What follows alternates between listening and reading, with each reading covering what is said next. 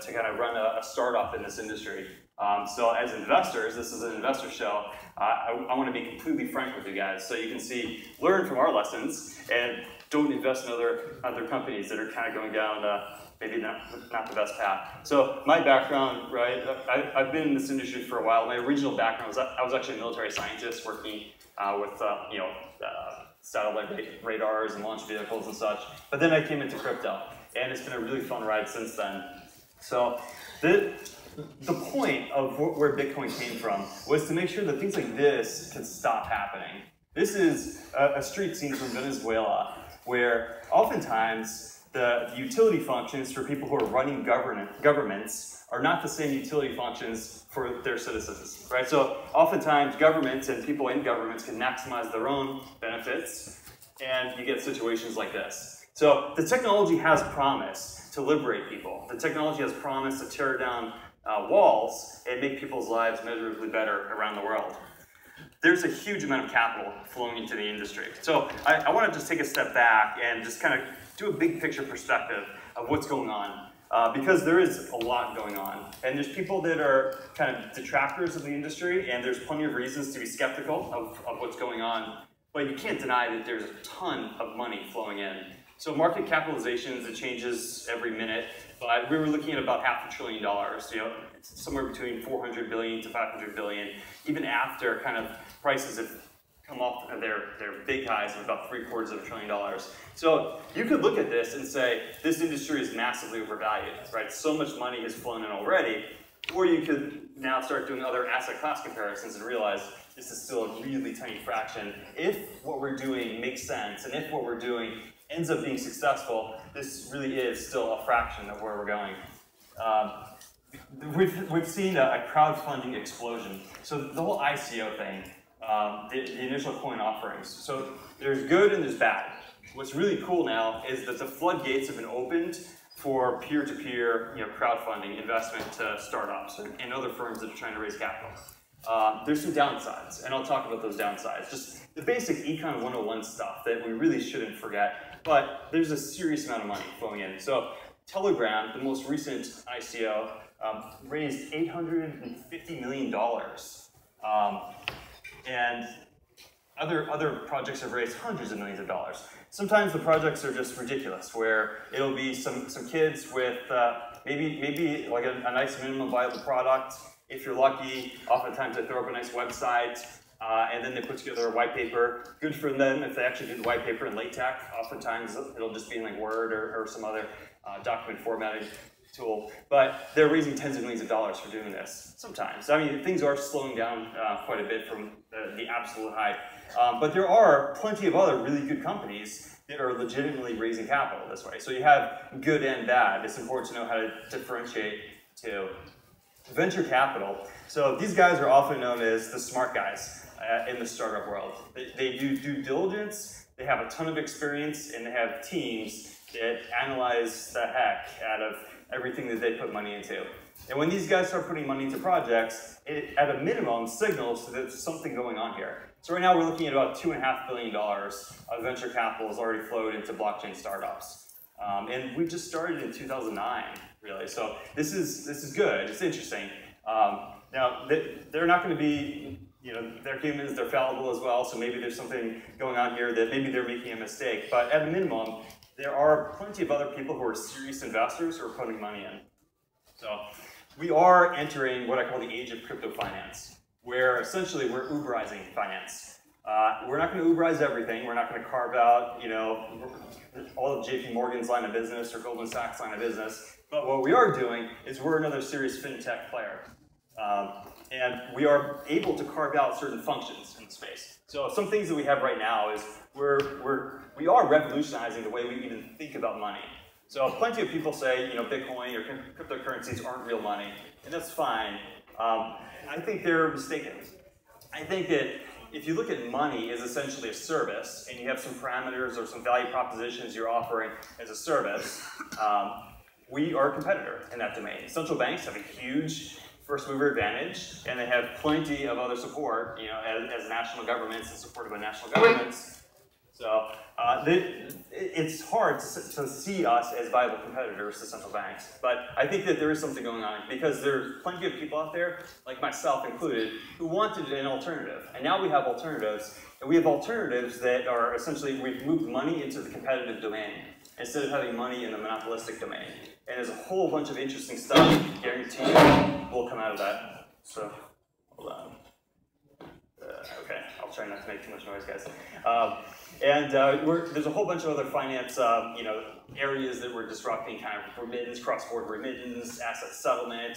Why should it take 3 days to actually sell an asset and then receive the funds? That makes no sense in the 21st century, right? So I also teach finance honors program at the University of South Carolina, and I always tell my students, look at what we're doing here, because you don't want to be caught on the wrong side of the technology history.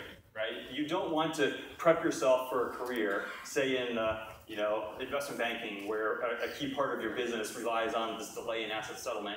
That part of your business is probably going to go away. Sorry for the hiccup there. You watch this out. Okay.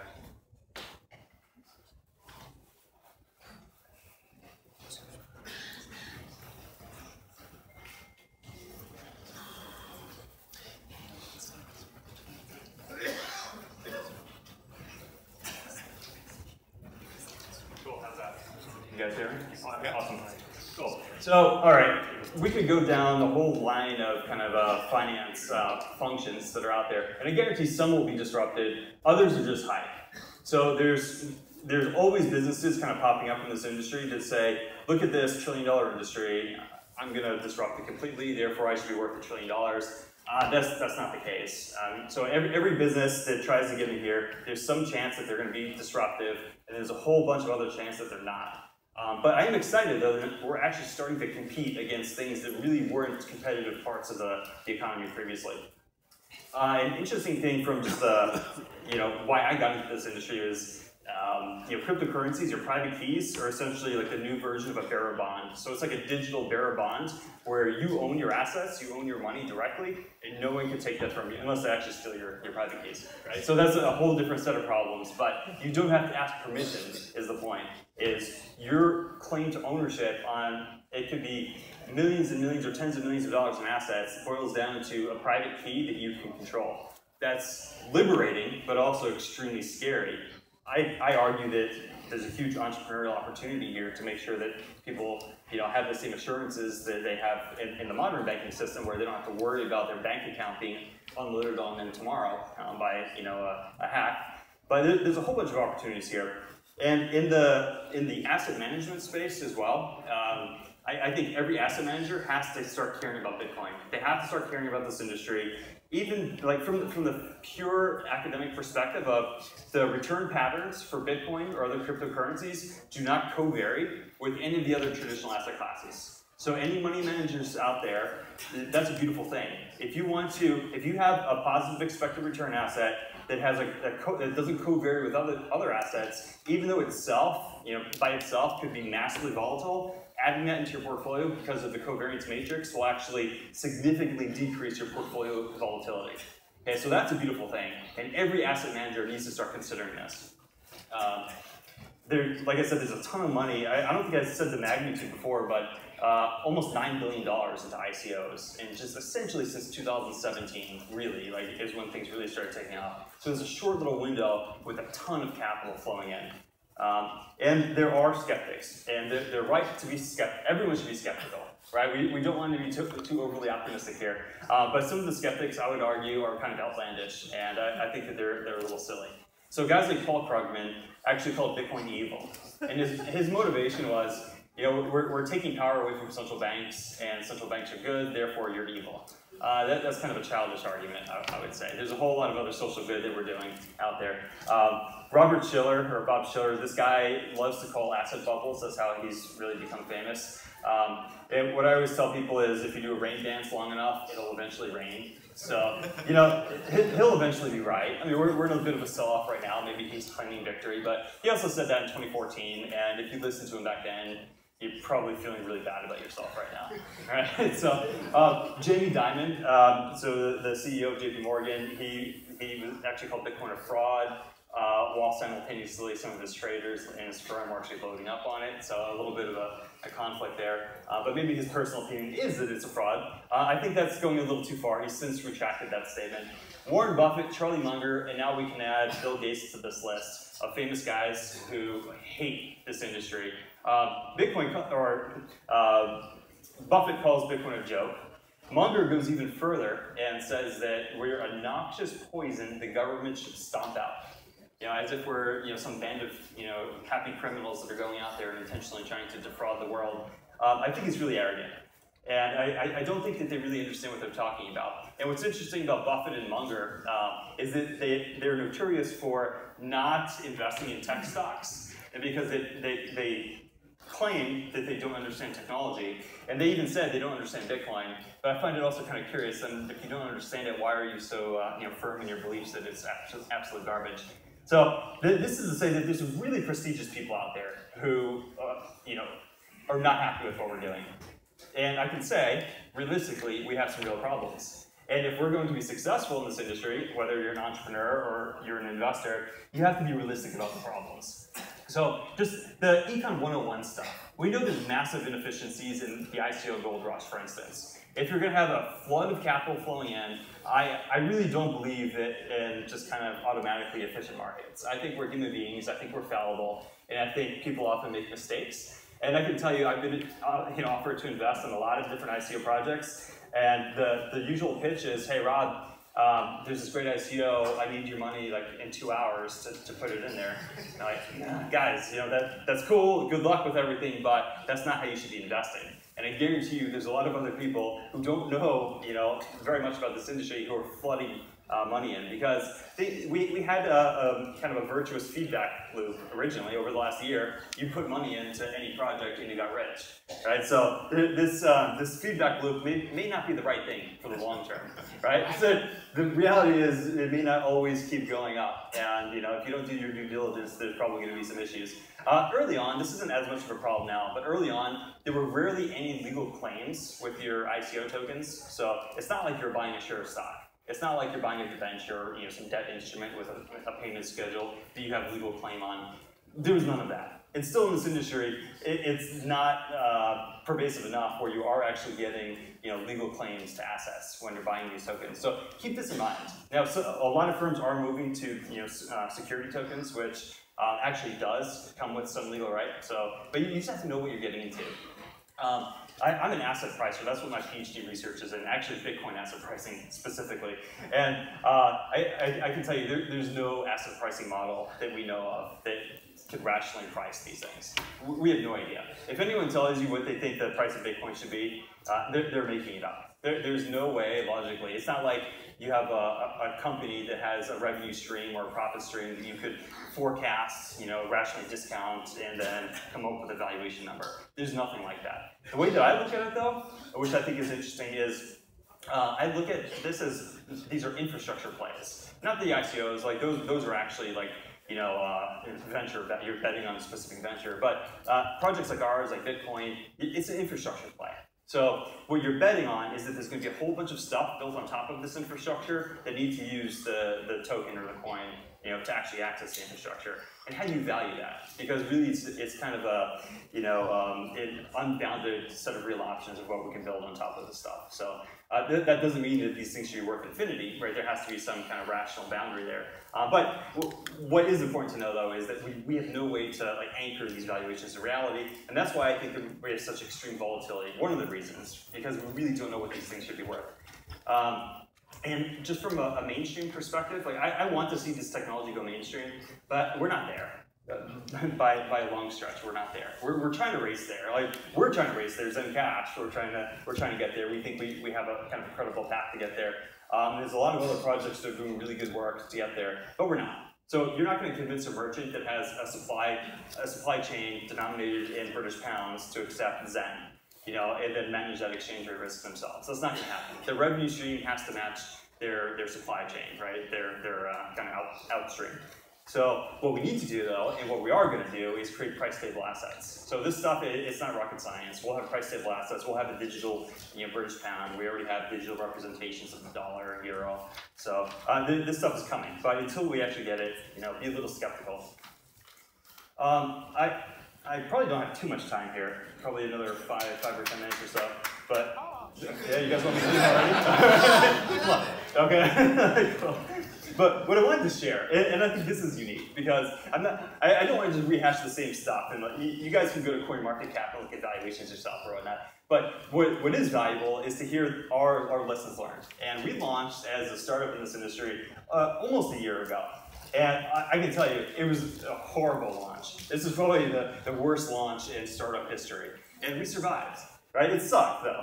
And we went through a lot of pain. But the good thing was that we pulled together an awesome team, awesome community, and we could keep getting kicked in the gut or punched in the gut and get back up and keep fighting. So what I've learned personally is focus on the teams. So don't just focus on the product, don't focus on the marketing, the hype or whatnot. Focus on the team. Are these the kind of people that if they get knocked down, because we're all going to be knocked down plenty of times as startup entrepreneurs or even just with market cycles, you want to bet on the guys who aren't going to just quit and who are going to get right back up into the fight. We spent 6 months actually after our abysmal start, which was actually kind of a huge personnel issue. I'll be political about that, and it was horrible. And these teams in this industry, so for me working on other projects in this industry as well, the teams can be very immature.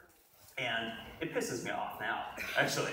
You shouldn't be playing with other people's money and be immature about it. But oftentimes people don't care. They're so narcissistic or they have other personal issues and they're not professional and they could completely torpedo a project. And we see this all the time. We're way too often in this industry. So pay attention to the team, bet on the guys who actually have a professional team.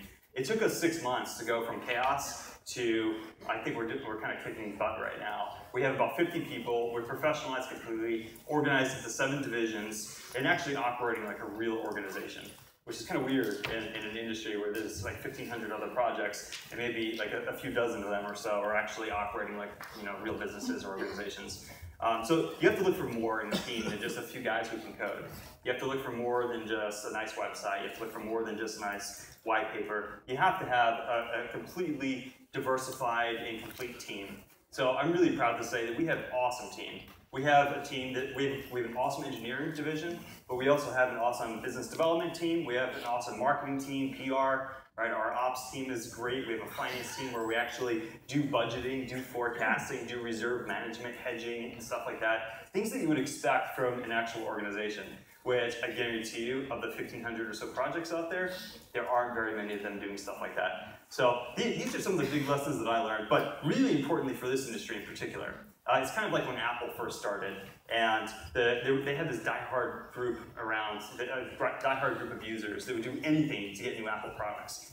You need that in this industry, and we were really lucky to get it. So our community from the start was pretty amazing, and it's just grown since then.